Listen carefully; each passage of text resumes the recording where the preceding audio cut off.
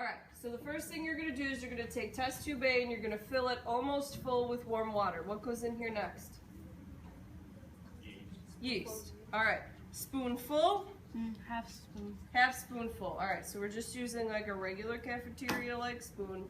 You take about half a spoonful and you're gonna have to do the best you can not to make a complete mess, and you're gonna put it in there, okay? Then what?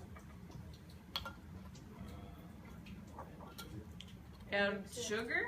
No. Nope, not yet. Mix it into the water. Then you gotta mix it. Okay, so I have tiny fingers, so in order to not make a complete mess, I'm gonna use my hand. Guys, if you have bigger thumbs than me, you could do one of these, put it over the end.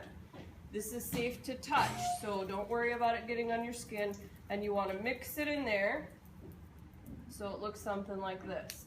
Now it's gonna settle, you're gonna have kind of like a mess on the top, some of it's gonna get to the bottom, that's okay.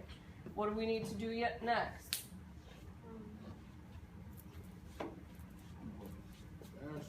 Pour the equal amount into each. Add some sugar. To this?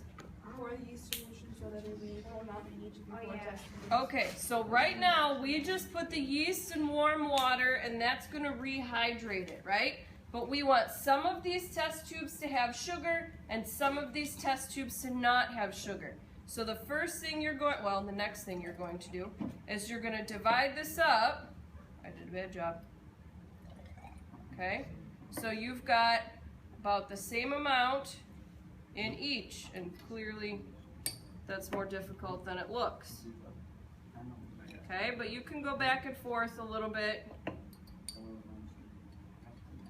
No, that one's too much. Well, this one doesn't have enough. I can't see as much. See, I end up with 3.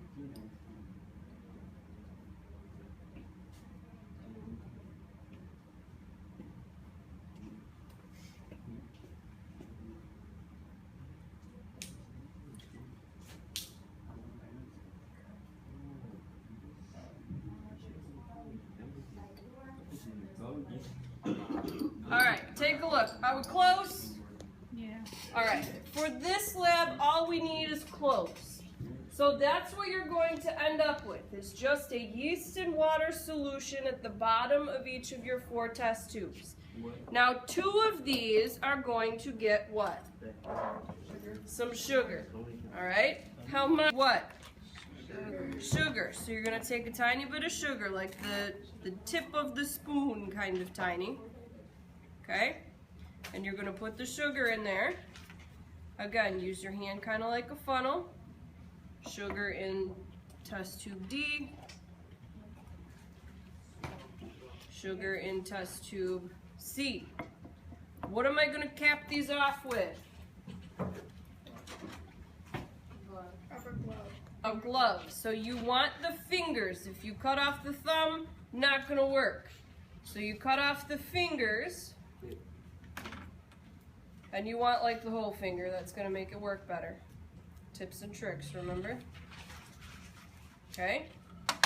And you're gonna take those fingers and you're gonna put them like balloons over the top of each of your test tubes. Some of them are gonna fit tighter than others.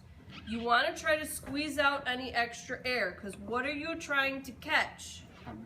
Carbon dioxide, and carbon dioxide's a gas, right? So we're gonna know if there's carbon dioxide in there if what happens to the tips of these fingers. If they blow up like a balloon.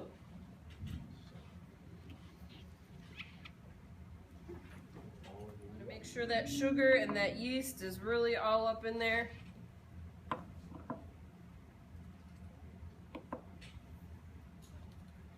Okay. Observation number 1, what can you tell me?